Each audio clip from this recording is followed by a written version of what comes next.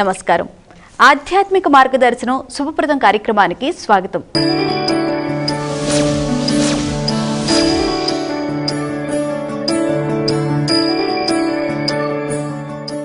ప్రతిరోజు మనం తెలుసో తెలియకో అనేక తప్పులు చేస్తూ ఉంటాం. మనందరం ఎలాంటి తప్పులు చేయకుండా సన్మార్గం వైపు పయనించాలని కోరుకుంటూ శుభప్రదం కార్యక్రమంలోకి అడుగు పెడదాం.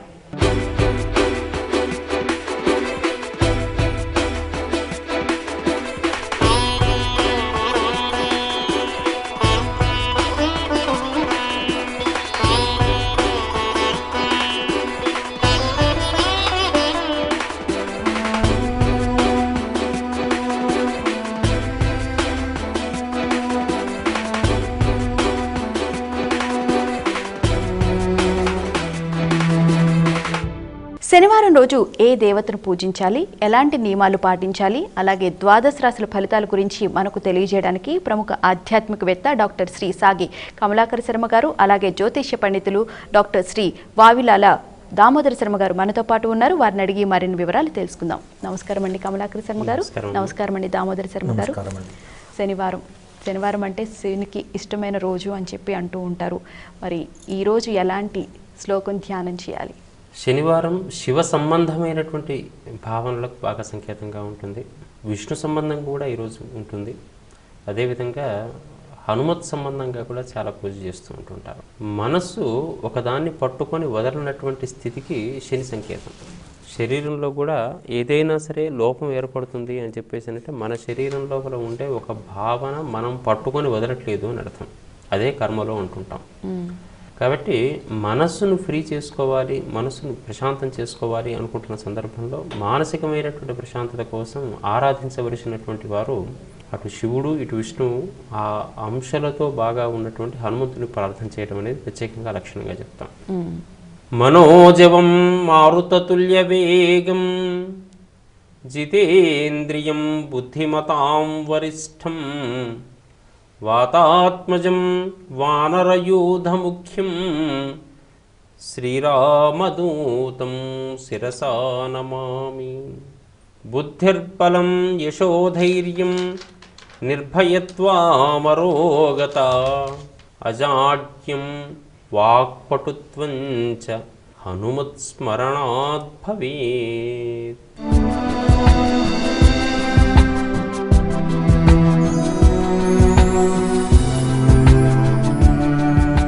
గురుగారు, శనివారం నాటి పంచాంగాది వివరాలు తెలియజేస్తారా?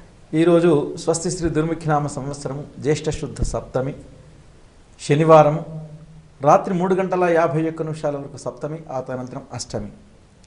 మఘా నక్షత్రం మధ్యాహ్నం 12:50 వరకు, ఆ తదనంతరం పుబ్బా నక్షత్రం. అదేవిధంగా ఈరోజు సూర్యుడు ఉదయించినటువంటి యొక్క సమయం నుంచి 7:46 వరకు దుర్ముహూర్త కాలంగా మనం చెప్పుకుంటాం శనివారం నాడు.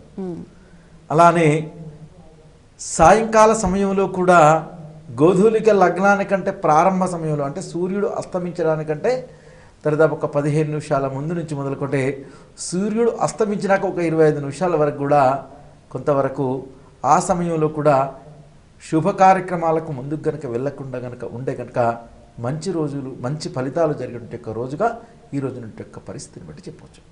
గురుగారు, హనుమంతుని శ్లోకం చెప్పారు కదా, మరి దాని యొక్క అర్థాన్ని కూడా తెలియజేస్తారు. హనుమంతుడిని మనం అనుకునేటటువంటి ఈ తత్వము మన మనస్సుకు సంకేతం. మన మనస్సు ఎటువంటిదంటే ఏదైనా సరే నువ్వు చాలా గొప్పదానివి అని చెప్పేసి అంటే చాలా గొప్పది అయిపోతుంటుంది. నువ్వు ఎందుకు పనికిరాని వాడివి అంటే నోరు మూసుకొని కూర్చుంటూ ఉంటుంది. అందుకని చాలా గొప్పవాడిగా వర్ణిస్తూ నువ్వు సముద్రాన్ని దూకగలవు, లంఘించగలవు, అది చేయగలవు, ఇది చేయగలవు అనుకుంటున్నప్పుడు ఆ స్థితిని పెంచుకున్నటువంటి వాడు హనుమంతుడు. కానీ మన మనస్సు అనేటటువంటి స్థితికి హనుమంతుడు ప్రతీక అనే విషయం మనం తెలుసుకోవటం ఈరోజు విశేషం. కోతి మనస్సు ఎవరి దగ్గర ఎట్లా ఉండాలి ఇదంటే, రాముడు ఆత్మస్వరూపం కనుక అయ్యేటట్టయితే ఆత్మారాముడు అంటుంటాం కదా, ఆ ఆత్మ దగ్గర వంగి దండం పెట్టి మీరేం పని చెప్తే అది చేస్తా అనేటటువంటి ఒక సేవకుడుగా మన మనస్సు మన ఆత్మ దగ్గర ఉన్నప్పుడు మాత్రమే మన మనస్సు ప్రశాంతతను పొందుతుంది. అట్లా కాకుండా నేను నా ఇష్టంగా నేను సొంత నిర్ణయాలు తీసుకుంటాను అనే భావన వస్తే ఈ శరీరం అనే లంకం తగలబెడుతుంది. అది అందుకని ఈ లంక తగలబెట్టకుండా ఉండాలంటే ఆత్మ దగ్గరికి మన మనస్సును చేర్చడం వల్ల మన లోపల ఉండే అంతర్గతమైనటువంటి అద్భుతమైనటువంటి శక్తులన్నీ ఈ శరీరం ద్వారా ప్రపంచానికి విదితమవుతూ ఉంటాయి. అందుకని అన్నిటికన్నా వేగవంతమైనటువంటిది ఏమిటి అని చెప్పేసి అంటే మనస్సు. ఆ హనుమంతుడు దీనికి ప్రతీకగా చెప్తూ మనోజవం మారుతతుల్య వేగం. మారుతతుల్య వేగం అనేది చాలా చిన్నది. మారుతూ అంటే వాయువుకు కుమారుడుగా చెప్పబడ్డా అంటే వాయువే వేగం అనుకుంటున్నామంటే దానికన్నా ఇంకా కుమారుడు ఇంకా వేగం అని చెప్పడానికి ప్రయత్నం. ఇంద్రియ నిగ్రహం ఎప్పుడు వస్తుంది అంటే ఆత్మ దగ్గరికి మనసు చేరినప్పుడు ఇంద్రియ నిగ్రహం వస్తుంది. లేకుంటే ఈ మనస్సే ఇంద్రియాల దగ్గర పోయి ఇది కావాలి అది కావాలని అడుగుతూ ఉంటుంది. అందుకనే జితేంద్రియం బుద్ధిమతాం వరిష్టం. మనస్సు ఎప్పటికి ఎవరికి జవాబుదారీ అంటే బుద్ధికి. శరీరంలో అంతఃకరణ చతుష్టయమని ఉంటాయి, మనస్సు, బుద్ధి, చిత్తము, అహంకారము అని. మనస్సు ఆలోచిస్తుంది, బుద్ధి వివేచిస్తుంది, చిత్తము రీకలెక్ట్ వెనక నుంచి గుర్తు చేస్తూ ఉంటుంది, అహంకారం గర్విస్తూ ఉంటుంది.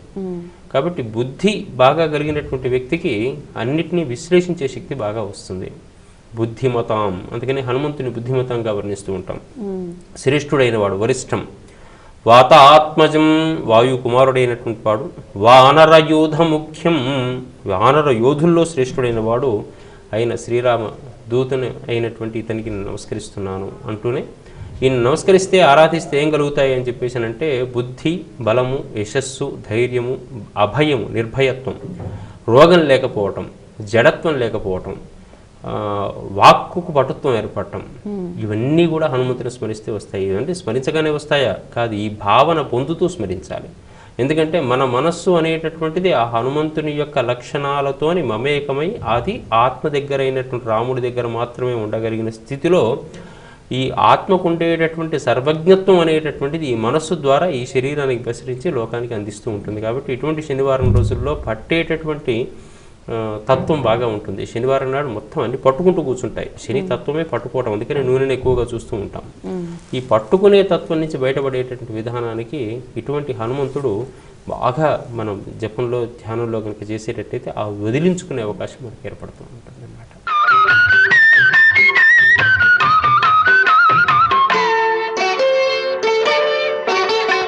ద్వాదశ రాశుల గోచార ఫలితాల గురించి తెలియజేస్తారా?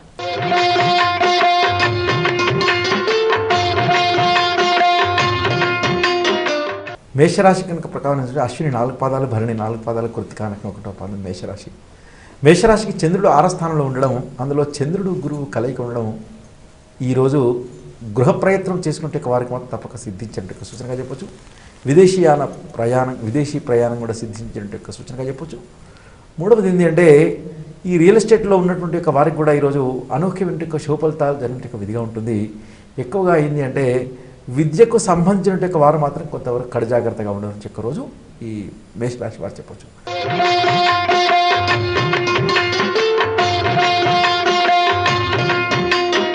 వృషభ రాశి కృత్తిక 3 పాదాలు, రోహిణి 4 పాదాలు, మృగశిర 2 పాదాలు వృషభ రాశి. వృషభ రాశికి పంచమ స్థానం యొక్క చంద్రుడి యొక్క ప్రభావం తీసుకుంటే సంతానానికి సంబంధించిన వాటిలో సంతృప్తిగా ఉండే విధిగా చెప్పొచ్చు. అదేవిధంగా ఎక్కువగా స్త్రీల విషయానికి వచ్చినా కూడా కొంతవరకు మాత్రం ఈరోజు శుభఫలితాలు జరిగిన విధిగా ఉండొచ్చు. ఆధ్యాత్మిక విషయాలలో మాత్రం తప్పకుండా పాటించాలి. అదేవిధంగా చంద్రుడు గురువు కలయికతో ఉన్నటువంటి రోజు కాబట్టి ఈ ఆర్థికమైనటువంటి లావాదేవీల విషయంలో మాత్రం మంచి ఫలితాలతో ముందుకునే విధిగా ఉంటుందని వృషభ రాశికి చెప్పొచ్చు.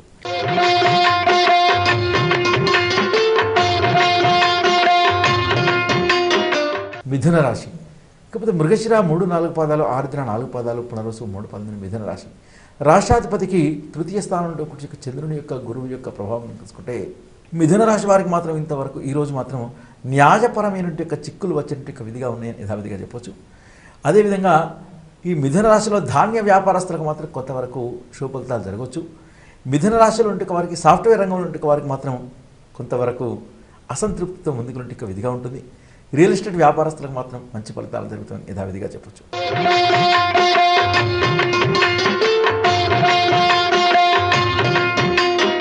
పునర్వసు 4వ పాదం, పుష్యమి 4 పాదాలు, ఆశ్లేష 4 పాదాలు కర్కాటక రాశి.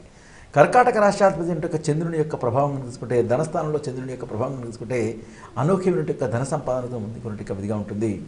కానీ కొంతవరకు అనారోగ్యమైనటువంటి యొక్క స్థితిగతులు జరిగేటువంటి యొక్క విధిగా ఉంటుందని చెప్పొచ్చు. అదేవిధంగా కర్కాటక రాశిలో జన్మించిన వారికి మాత్రం విద్యార్థులకు మాత్రం అనూహ్యమైన యొక్క శుభఫలితాలు జరుగుతాయని యథావిధిగా చెప్పొచ్చు. ఎందుకంటే దానికి కారణం లగ్నాత్ చంద్రుడు గురువు కలయిక ఎప్పుడైతే ఉంటుందో అది గజకేసరి యోగంగా చెప్తాం కాబట్టి అద్భుతమైన యొక్క ఫలితాలతో ముందుకు వెళ్తాం యథావిధిగా చెప్పొచ్చు.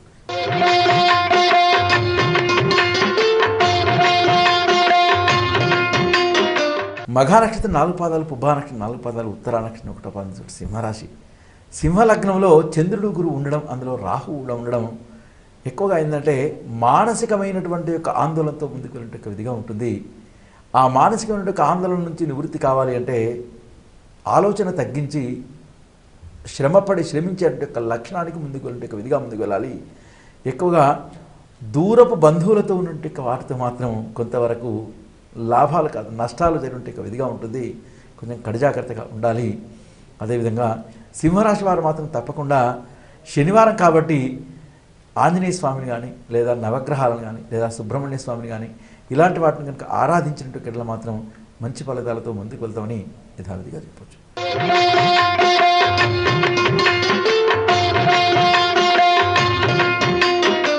ఉత్తరా నక్షత్రం 3 పాదాలు, హస్తా నక్షత్రం 4 పాదాలు, చిత్తా నక్షత్రం 2 పాదాలు అంటే కన్యారాశి.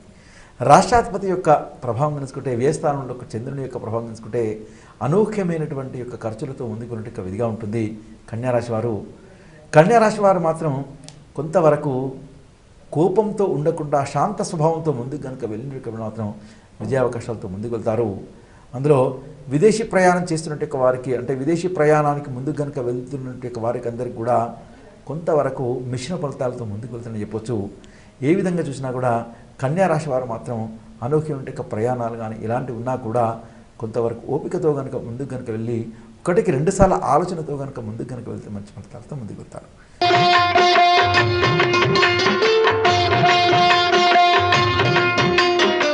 చిత్తా 3-4 పాదాలు, స్వాతి 4 పాదాలు, విశాఖ 3 పాదాలు, తులారాశి. రాష్ట్రాధిపతి యొక్క శుక్రుని యొక్క ప్రభావం కనుసుకుంటే ఏకాదశ స్థానానికి చంద్రుని యొక్క ప్రభావం కనుసుకుంటే అద్భుతమైన విజయావకాశాలతో ముందుకు వెళ్తారు. ఎక్కువగా ఏంటంటే ముందుకు వెళ్ళినా కూడా కొంతవరకు మాత్రం ఆలోచన సరళితో ముందుకు కనుక వెళ్తే మంచి ఫలితాలతో ముందుకు వెళ్తారు. ఈ రియల్ ఎస్టేట్ వ్యాపారస్తులు ఎక్కువ వస్త్ర వ్యాపారస్తులకు మాత్రం మెడికల్ వ్యాపారస్తులకు మాత్రం అనూహ్యమైన శుభ ఫలితాలు తులారాశి వారికి జరుగుతుంది యథావిధిగా చెప్పవచ్చు.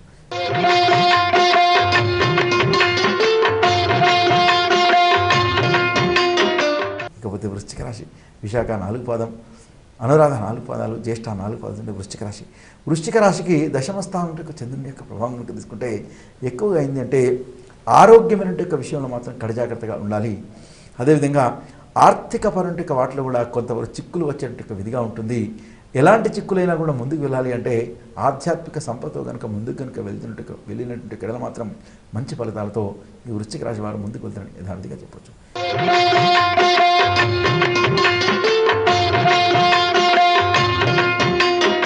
మూలా 4 పాదాలు, పూర్వాషాఢ నక్షత్రం 4 పాదాలు, ఉత్తరాషాఢ నక్షత్రం 1వ పాదం ధనస్సు రాశి. ధనస్సు రాశికి భాగ్యస్థానంలో చంద్రుని యొక్క ప్రభావం కనుసుకుంటే అనూహ్యమైన యొక్క ప్రయాణ లాభ సూచన, అనూహ్యమైన యొక్క ధనప్రాప్తి, ఆర్థిక పరమైన యొక్క విజయావకాశాలతో ముందుకు వెళ్ళడం, వివాహ ప్రయత్నం చేసిన వారికి మాత్రం శుభ ఫలితాలతో ముందుకు వెళ్ళడం, అది స్వల్ప అనారోగ్య సూచన లభించినట్టు విధిగా ఉంటుంది. ఎందుకంటే వ్యయస్థానం యొక్క కుజుని యొక్క ప్రభావం జరగవచ్చు. కాబట్టి కొంతవరకు కడిజాగ్రత్తతో కనుక ముందుకు కనుక వెళ్తే మాత్రం ఈరోజు అద్భుతమైన విజయావకాశాలతో ముందుకు వెళ్తారని ధనుసు రాశి వారికి చెప్పవచ్చు.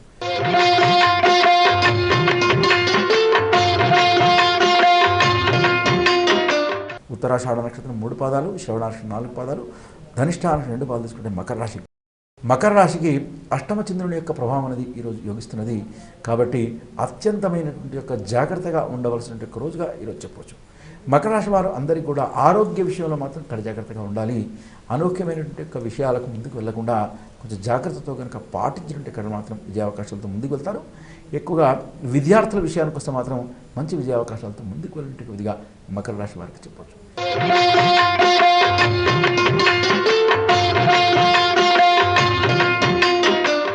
ధనిష్ట 3-4 పాదాలు, శతభిష 4 పాదాలు, పూర్వభాద్ర 3 పాదాలు తీసుకుంటే కుంభరాశి. కుంభరాష్ట్రాధిపతి యొక్క ప్రభావం నుంచి సప్తమ స్థానం యొక్క చంద్రుని యొక్క గురువు యొక్క ప్రభావం కనుక తీసుకుంటే ఆ చంద్రుని యొక్క ప్రభావంతో అధికార ప్రాప్తి లభిస్తుందని యథావిధిగా చెప్పవచ్చు. ఏ విధంగా లభించాలన్నా కూడా ఆధ్యాత్మిక సంపద మాత్రం తప్పకుండా ముందుకు వెళ్ళాలి. అదేవిధంగా ప్రాతకాల సమయంలో కనుక ఈశ్వరుని కానీ శనిని కానీ నవగ్రహాలను కానీ ఆరాధించి కనుక ముందుకు కనుక వెళ్తే అద్భుతమైన ఫలితాలతో ముందుకు వెళ్తారు.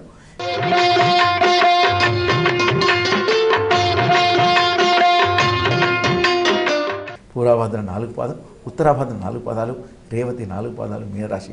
రాష్ట్రాధిపతి యొక్క గురువు యొక్క ప్రభావం షష్టమ స్థానంలో ఉండడం, అదేవిధంగా చంద్రునితో ఉండడం వలన మీనరాశి వారికి కూడా విజయావకాశాలతో ముందుకు వెళ్తారు.